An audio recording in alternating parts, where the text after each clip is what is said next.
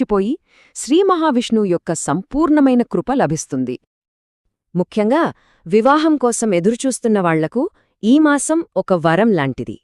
రుక్మిణీదేవి కథే దీనికి గొప్ప ఉదాహరణ. ఈ నెలలో భక్తితో వ్రతమాచరిస్తే స్త్రీలకు గుణవంతుడైన భర్త, పురుషులకు సంస్కారవంతురాలైన భార్య లభిస్తారని మన శాస్త్రాలు చెబుతున్నాయి.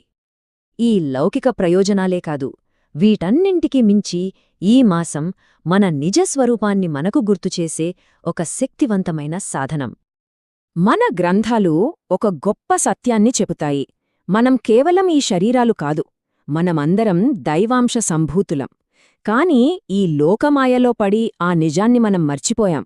ధనుర్మాసంలాంటి పవిత్ర సమయాలెందుకొస్తాయంటే మనం ఎవరమో మనకు గుర్తుచేయడానికే. ఒక్క క్షణం మనసు పెట్టి ఆలోచిద్దాం.